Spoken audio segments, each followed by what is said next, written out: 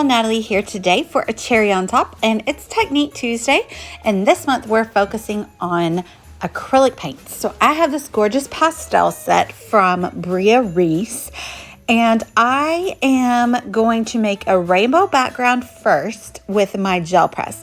When I think of using acrylic paints on a scrapbook layout, my immediate first thought is a gel press. Ever since I started using it, because they just go hand in hand and work so well together. So I'm just dotting it along the way horizontally across the entire, I think this is an 8x10 gel press.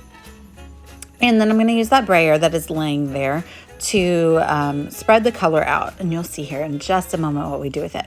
You do have to work a little quickly because the acrylic paint dries really fast, and sometimes you do want the layer to dry, but in this case I did not want this layer to dry before I tried to pick it up with my paper. So I'm gonna bray it out here. Bray, is braying a verb in this sense? I don't know, but it is now. I need more pink up there. So now I immediately stick my white cardstock on top, and I press down really hard. And a lot of times I run my brayer over the backside, but I didn't do that this time. So anyway, I just I'm cleaning it off here. That's what I'm doing here. So I'm just kind of using the excess paint that was left. I stamped a few images. I don't know if I'll use that sheet. It was like a scrap piece, but you know, don't want to waste any paint or anything like that. So now I'm going to do another layer on the same rainbow sheet that I just created. So I took this Vicky Bouton star stencil, and I'm going to use just plain white paint through the inside of the stencil. And I'm going to bray it through. I didn't have enough, so I had to add more. And a lot of things that you will do on a gel press, you'll need some contrasting whites or blacks. So I suggest getting maybe a larger bottle of white and or black because this little tiny tube isn't doing it. But the tubes are great for all the different colors too. So there we have some gorgeous white stars. And again, I'm working quickly because I do want to just pick it up while it is still wet. So I put the rainbow paper on top of it, and I press down really hard to get all those white stars to lay on top of my rainbow paper. So pretty, right? I did some more on the gel press, but I'll show those later on my channel because the video was way too long when I left that in. And they're not going to be used on today's layout. So I took that sheet of rainbow star paper and I cut out a bunch of different little houses. I think I have 4 that I found for free on the Cricut Design Studio. And I cut them out, and I cut out this adorable little Grinch cut file that Paige Evans sent out last year with one of her newsletters. I'm certain that you could probably find a Grinch cut file in the places that you buy design cut file designs. So this one says Merry Grinchmas. So my idea was that I'm going to use those little houses as Whoville. So I went around the edges of each of them and I stitched. And now I'm going to that's the idea of the page that I wanted to do. But I thought, well, I could use acrylic paint again. So I decided to take off the top of this paper in a hill formation, as though all of the houses are sitting on this hill. And I'm going to use white cardstock at the top, and I'm going to create kind of a sunset look with my acrylic paints on the gel press. So that is what I'm doing here. And I don't have a 12x12 gel press, so I use that same 8x10. But they do sell 12x12, at least long strips. I don't know if they sell a full 12x12 square, but I know they sell 12-inch long rectangles. So maybe I need to invest, huh? So I turned it horizontally, and now I'm just gonna create a pink and purple sunset background to go at the top of my page. And in the Christmas photo that I'm using here, both of my kids are wearing Grinch shirts. So that's kind of where this idea started. I had a Grinch cut file.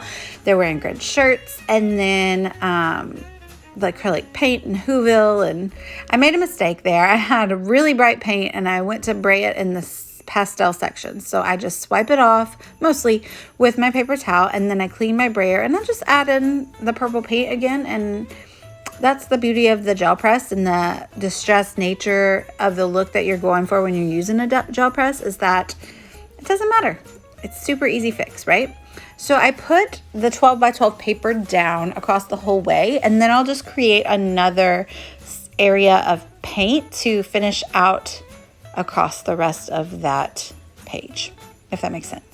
So I'm just kind of redoing exactly what I just did without cleaning it off or anything.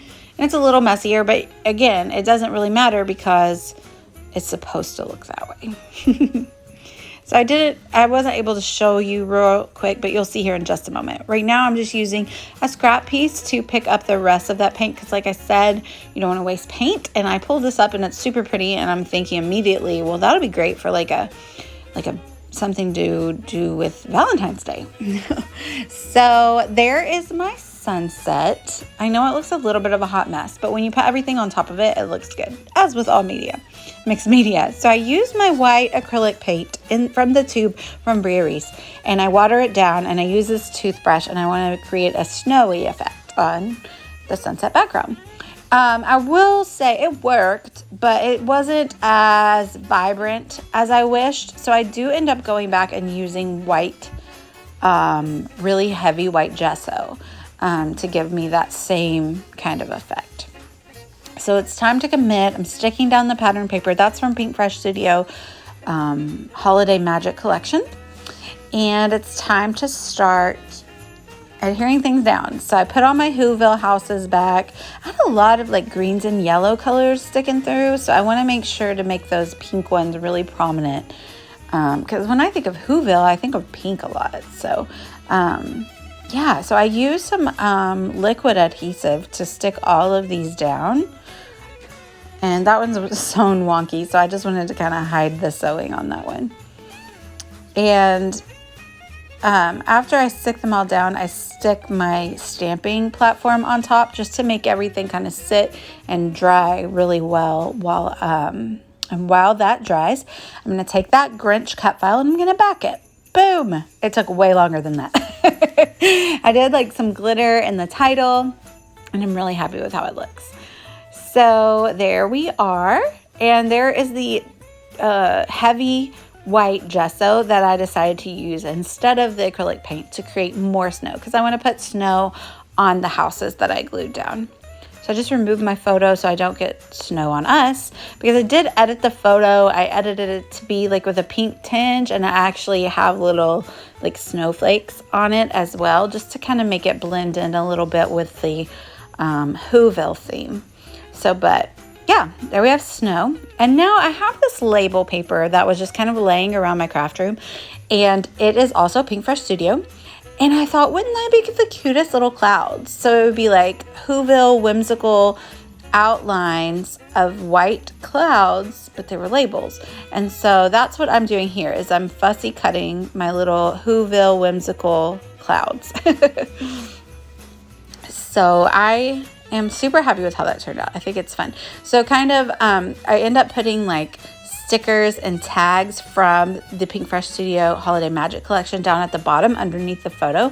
So I feel like we have a good juxtaposition. So we have these crisp, cloudy labels at the top, and then we have the really matte colored acrylic paint houses in the middle, and then we go back to the crisp labels and stickers that Pink Fresh is known for at the bottom, and you'll see that coming up here in a minute.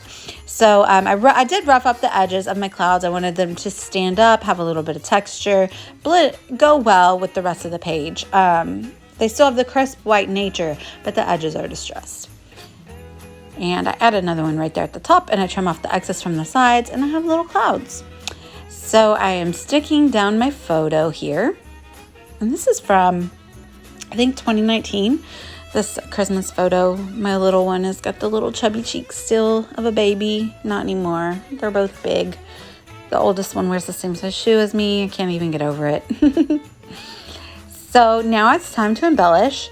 So mostly stick with embellishing down in the bottom, like I said previously. I did want to kind of let the houses shine, the acrylic paint on the houses shine. So I get another label to tie in with that, and then a couple of cardstock die cuts from Holiday Magic, and then that sticker from Holiday Magic was perfect because it said something about being in the home, and the other die cut says something about the heart, which obviously, the spoiler alert, but the Grinch's heart grows 3 sizes, I think it is, in the movie. So I thought that would be a really good die cut to use right there. So I just didn't have much to say about the photo, so I just kind of stuck in a few different stickers that went with the photo.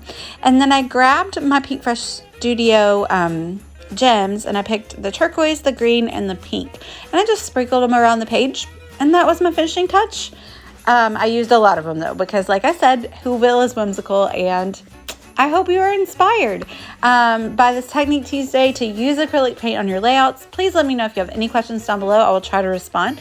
And yeah, go check out the acrylic paint section in the cherry on top. It is full of all kinds of things that you need. And I hope you all have a blessed holiday if you celebrate.